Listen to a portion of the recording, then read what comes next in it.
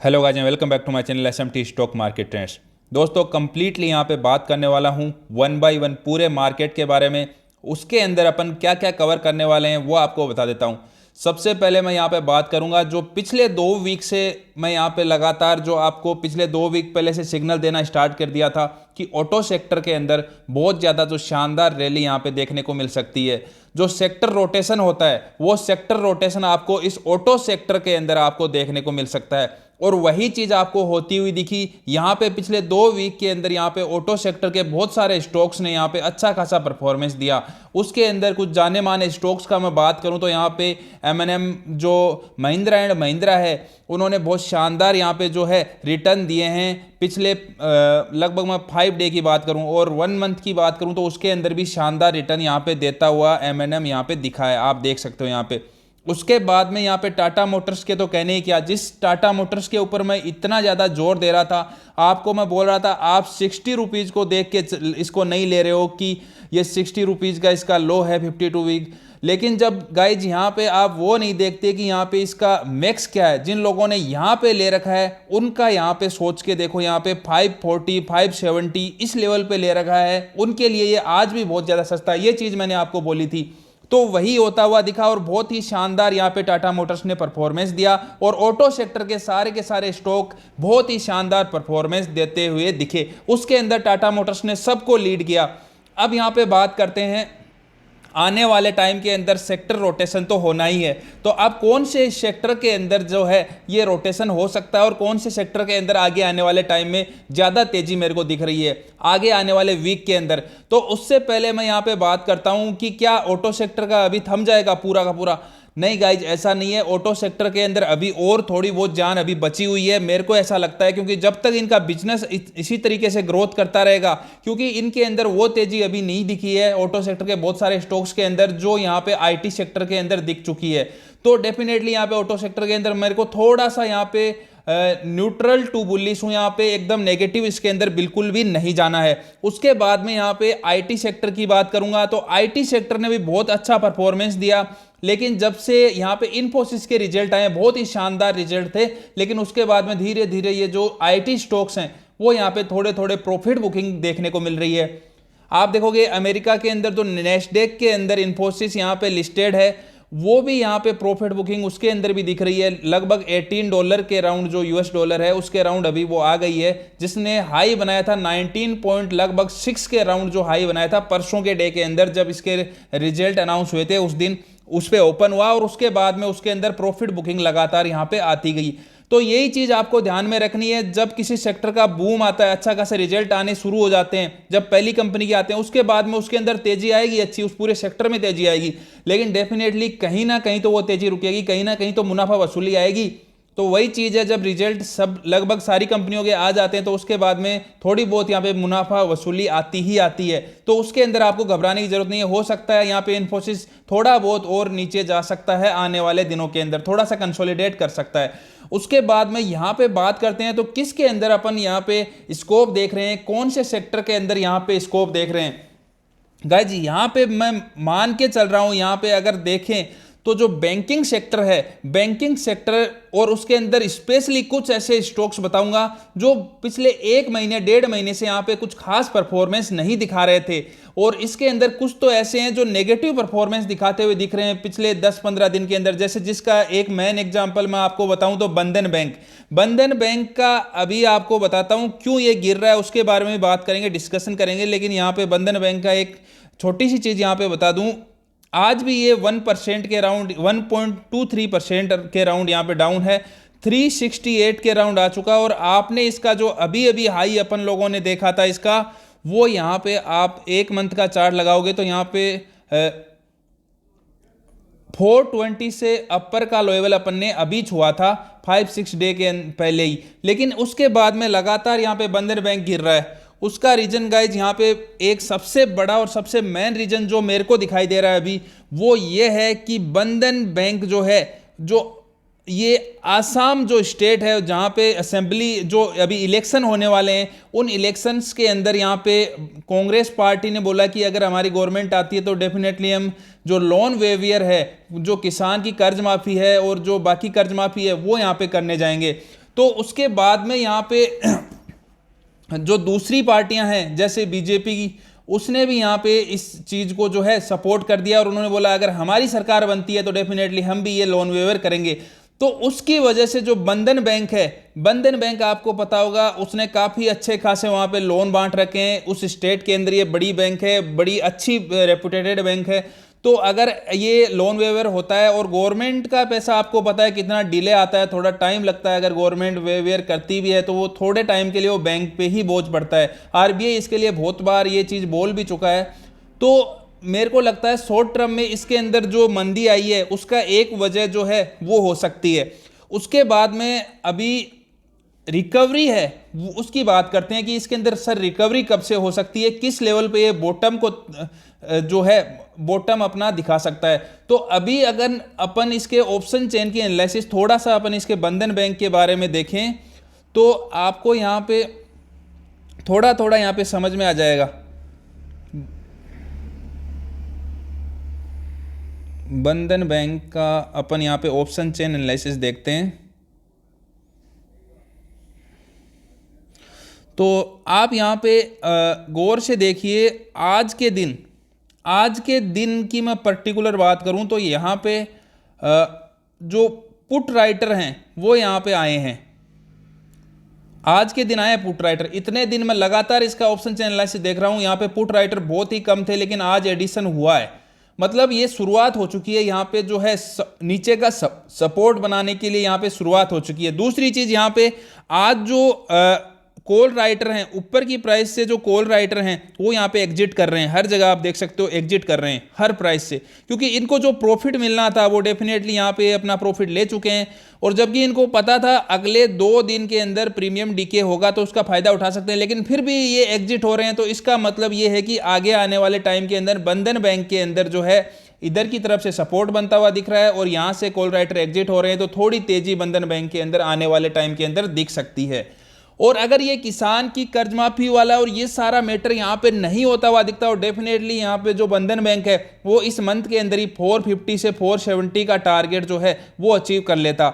लेकिन ये सारी रीजन है जिसकी वजह से जो स्टॉक है उसके अंदर थोड़ा सा आपको 15% का डिस्काउंट है वो यहाँ पे मिल गया है। उसके बाद में अपन एक स्टॉक जो सबसे इंपॉर्टेंट है और जिसके बारे में मैं आपको हर 10-15 दिन के अंदर अपडेट देता रहता हूँ, तो उस स्टॉक की बात कर लेते हैं अपन, क्योंकि बहुत सारे इन्वेस्टर्स हैं उसके अंदर, बहुत सारे इंक्लूडेड हैं मेरे इन्वेस्टर्स, तो उनको थोड़ा सा उसके बारे में बात कर लेते हैं। Vodafone idea.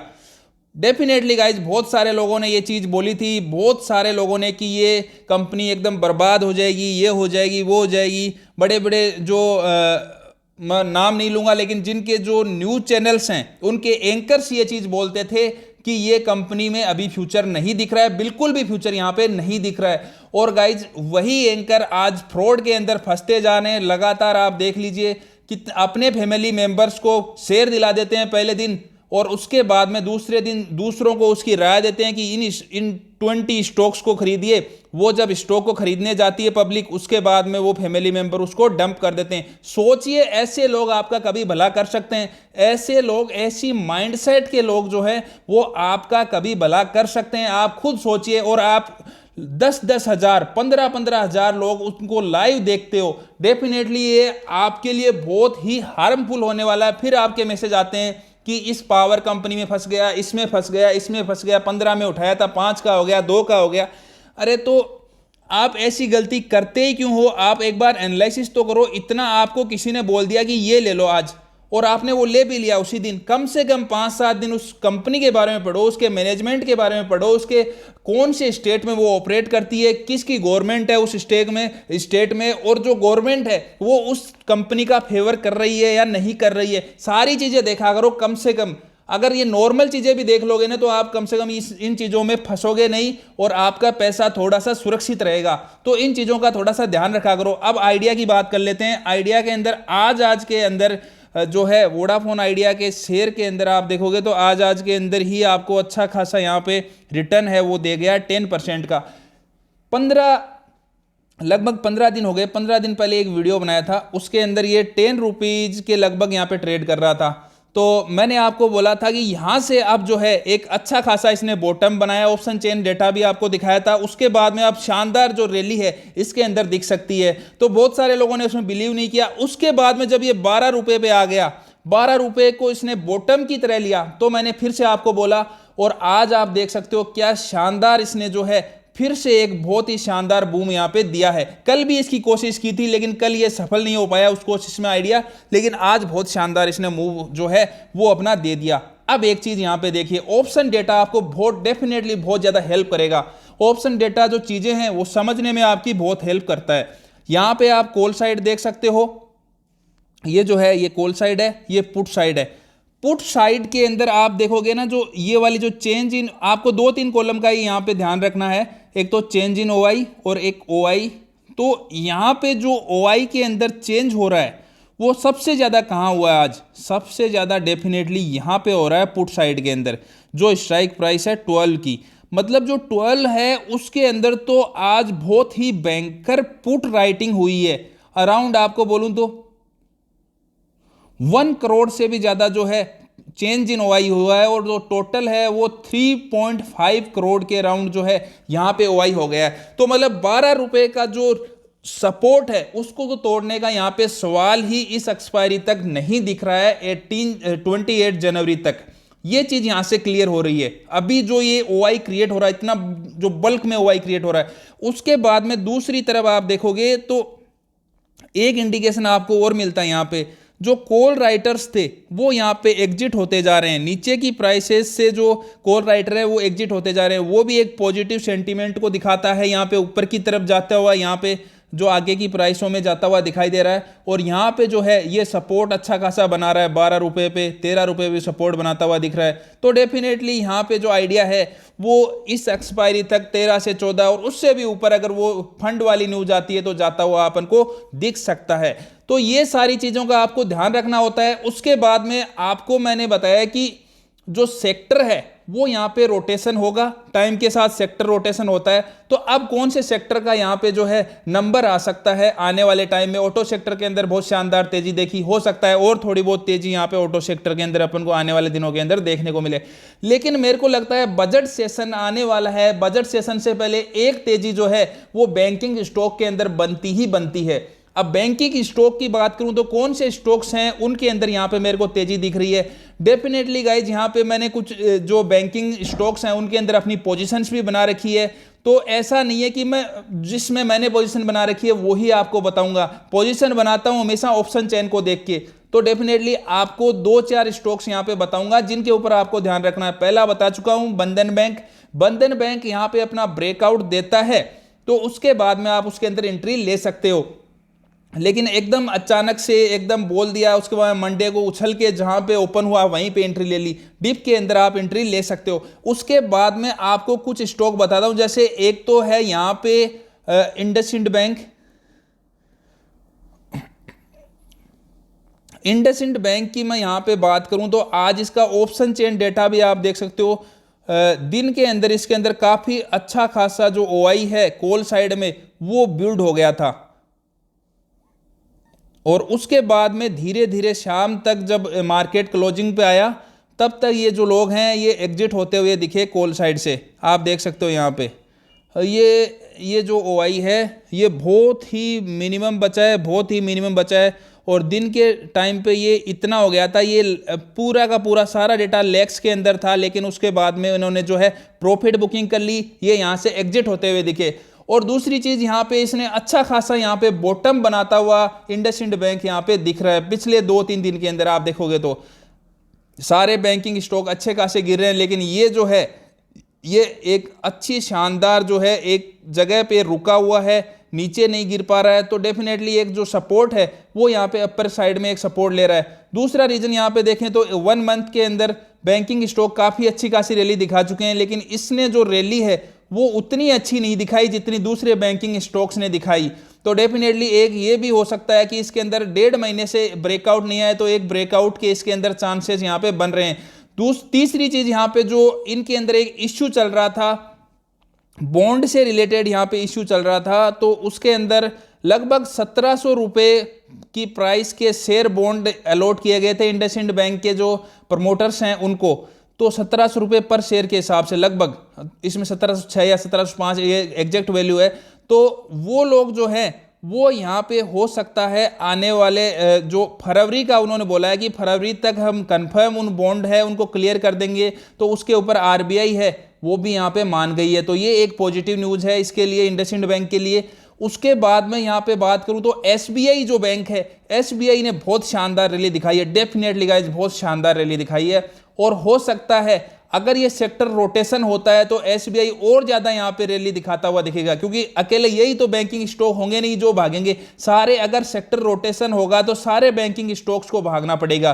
क्योंकि इस वीक की मैं बात करूं तो बैंक निफ्टी ने, अगर इस वीक की पूरे की बात करूं तो लगभग 100 पॉइंट से ज्यादा रिटर्न नहीं दिया। यहाँ पे लगभग जो ओपन होता है और आज जो है यहाँ पे क्लोजिंग हुई, बीच में अपन ने हाई भी देखे और लो भी देखे, लेकिन जो क्लोजिंग होती है उसके अंदर ज्यादा डिफरेंस यहाँ पे नहीं है, बहुत ही कम अपन ने इस वीक के अंदर बैंक निफ्टी में गेन किया। यही हालत है पिछले 1-2 वीक से, बैंक निफ्टी के अंदर बहुत खास अपन गेन नहीं कर पा रहे हैं, लेकिन जब रोटेशन होगा सेक्टर का उसके बाद में इसके अंदर एक अच्छी तेजी जो है अपन देख सकते हैं बजट सेशन से पहले। तो ये सारी चीजें हैं, इनके ऊपर आपको आगे आने वाले टाइम के अंदर ध्यान रखना है। आपको ये मेरा एनालिसिस कैसा लगा नीचे कमेंट करें, आपका कोई भी डाउट हो नीचे कमेंट करें। थैंक यू दोस्तों।